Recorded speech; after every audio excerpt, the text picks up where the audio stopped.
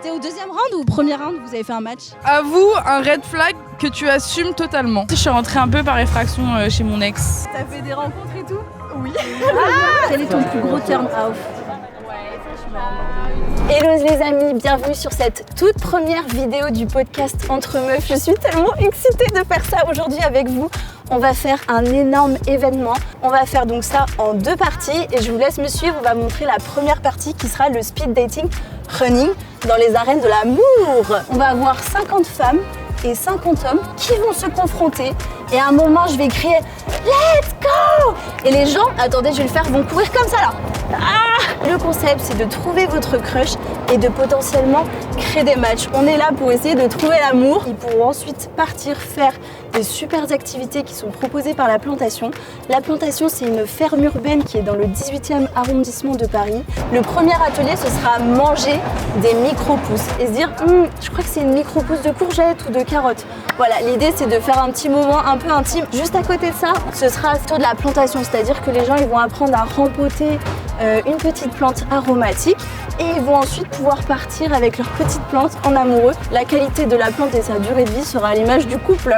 Et il y a une troisième partie qui est la pétanque du sexe que je vais vous montrer juste ici. 3 couples vont s'affronter, ce sera animé par Nina. Juste ici, il y aura un confessionnal trop sympa avec une caméra qui sera posée toute la soirée. Nous, on va avoir envie de connaître un peu tout ce qui se passe juste après. Et franchement, ça ressemble un petit peu au podcast et c'est ça qu'on aime. Cette première édition, effectivement, est très hétéronormée. Ne vous inquiétez pas, on va faire une deuxième édition LGBTQ+, pour l'année prochaine. Donc restez connectés. Le sponsor de cette vidéo et de cet événement est Saily. Les amis, Saily, c'est une application qui propose des cartes eSIM qui vous permet d'avoir de la connexion à l'étranger directement sur votre téléphone. Comment ça marche? C'est très simple. Vous téléchargez l'application Saily, vous choisissez parmi plus de 200 destinations, vous choisissez votre forfait. Il y a des forfaits pour les petits budgets comme pour les gros budgets. Vous pouvez monitorer tout le long de vos voyages, c'est hyper pratique. Et vous pouvez bénéficier grâce au QR code ici et au code MEUF15, MEUF15, MEUF15, 15% de réduction sur votre prochaine carte ici. Les amis, franchement, à défaut d'avoir une connexion amoureuse, ayez une bonne connexion internet pour vos vacances et je vous laisse avec la suite.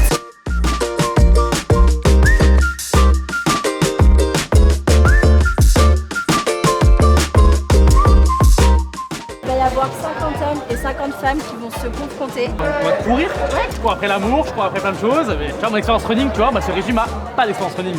Non mais tu vas courir 10 mètres. Et si t'as un match, tu fais comme ça. Bah alors du coup... Attends, on court vers qui? Vers quoi? Bah vers le mec que tu veux, Mago. Et si on Mais est pas du 5 tout. le mec Bah ça va être le mec qui va choisir, mais je pense que c'est toi qui vas avoir plusieurs mecs sur toi, Mago. Oh non.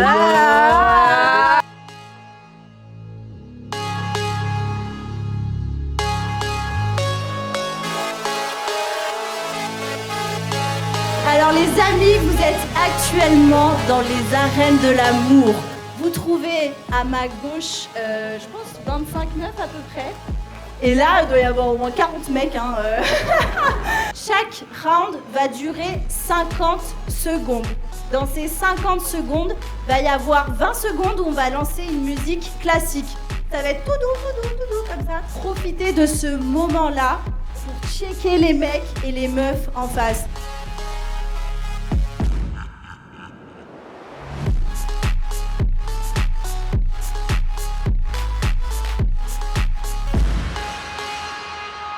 Alors, je crois que vous êtes le premier couple qui s'est formé. Toi, t'avais déjà remarqué ta target ou pas? Oui.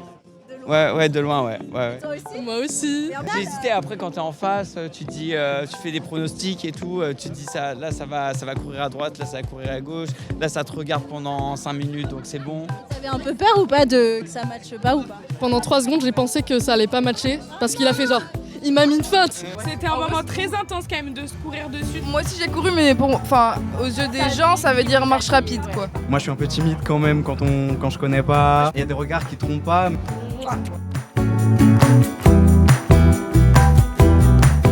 Donc là, c'est un atelier de dégustation de micro-pousses. Il faut déguster les micro-pousses de la 1 jusqu'à la 10. Il faut faire jouer ses papilles, ses odeurs, les saveurs, les senteurs. Et pas hésiter à se dire ce qu'on pense, ce qu'on voit, ce qu'on sent.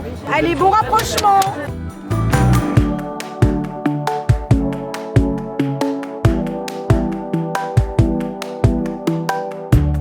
Dora, il y a quoi comme micro-pouce? Dis-moi à l'oreille vite fait, genre. On a du petit pois, de l'amarante, du basilic thaï, on a du shiso, on a des trucs un peu plus simples, on a de la roquette. Et les gens, ils trouvent ou pas? Et bah, je vois des bonnes réponses, je vois des grosses bêtises, mais en même temps c'est le jeu, mais surtout je vois du rapprochement.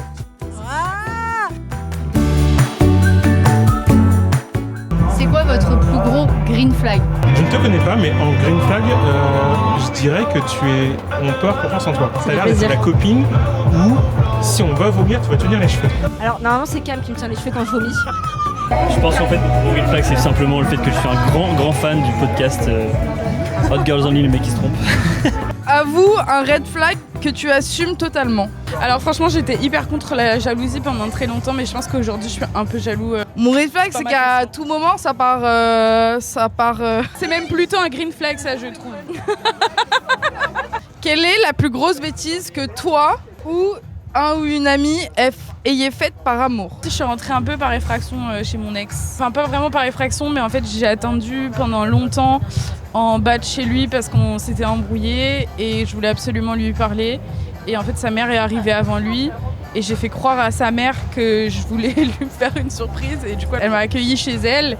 On a bu le café ensemble, on a parlé pendant 1 heure et après il est rentré chez lui, il m'a vu en train de parler avec sa mère et moi le seul truc qui est sorti de ma bouche c'est surprise. Alors dis-moi un truc que tu connais sur ton charmant crush de ce soir. Si t'as déjà posé des bonnes questions. Alors, elle a vécu en Corée du Sud et elle aime bien la cuisine asiatique. Il sait apparemment très bien cuisiner les lasagnes. Ah, ça a un très bon point. Non mais vraiment, vous voyez la complicité des gens, genre. Vive l'amour! Appelez-moi Cupidon maintenant en fait. La pétanque du sexe, les amis, moi je pensais qu'il allait y avoir personne, j'avais prévu 3 coups. Est-ce que c'est bon pour vous? Il y a une queue d'une 20aine de personnes. Tout le monde adore parler de cul, je ne savais pas. On va aller creuser un petit peu pour savoir c'est quoi les petites questions un peu croustilles qui se posent. Moi j'écoute beaucoup tes podcasts avec ta sœur, je trouve mais formidable. Et c'est comme ça qu'en fait j'ai créé un groupe Insta avec tous ces gens autour de moi. Non, c'est vrai. En disant je vous laisse pas le choix que de venir ce soir. Comme ça vous pouvez rencontrer des gens et ça va être trop cool. Anecdote, il y a un mec avec qui on a parlé tout à l'heure, je ne sais pas son prénom.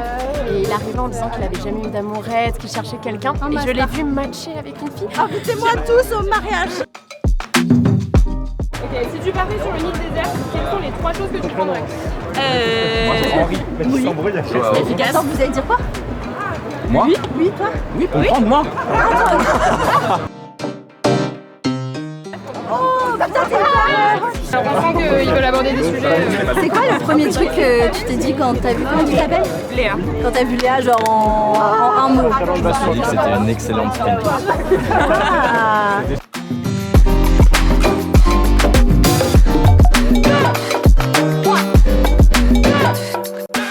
Bonjour.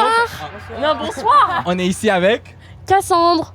et aujourd'hui on va vous raconter son pire date. Alors mon pire date, j'en ai une multitude, mais je pense que l'un des pires c'est Gina Lopessi. Ce qui fait que je perds mes cheveux, il y a des moments où je suis chauve, des fois je les retrouve, donc actuellement vous avez mes cheveux naturels. Et je me souviens que je fréquentais un mec de ma fac, puis on s'était dit vas-y petit date sympa, on va sous la tour Eiffel, elle est scintillante, et puis on commence à s'embrasser. Et le mec commence à toucher mes cheveux.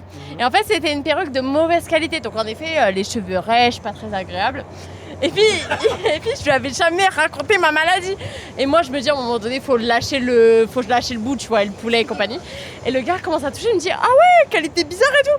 Et je lui dis bah en fait mec, il s'avère que c'est une perruque. Et le gars au lieu de dire ah putain je savais pas et tout, ou je ne sais, il me fait non tu mens. Et je dis bah non je mens pas. Et au lieu de s'arrêter une deuxième fois, il a continué 3, 4, 5, 6 fois. Et en fait, c'était hyper gênant. Je lui dis non, j'ai une vraie maladie. Enfin, c'est un truc sérieux.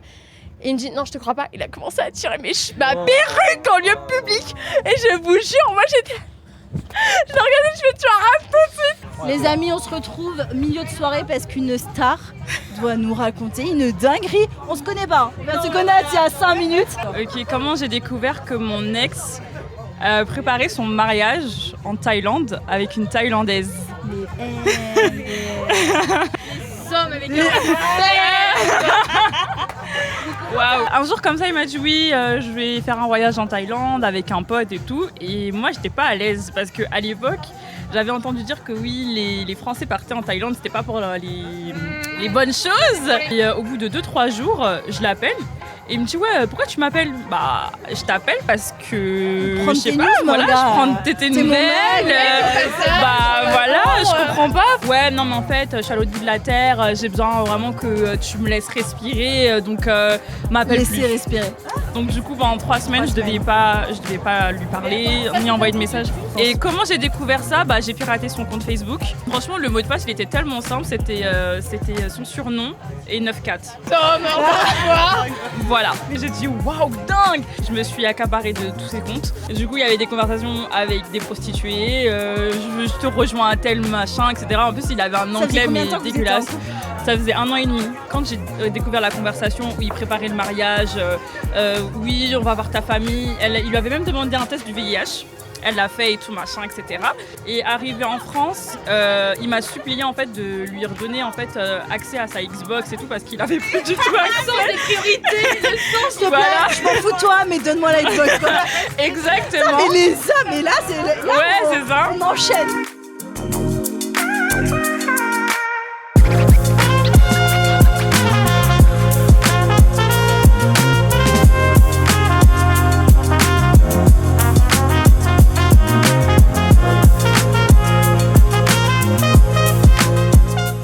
J'avais 19 ans et en fait j'avais rencontré du coup un mec en soirée.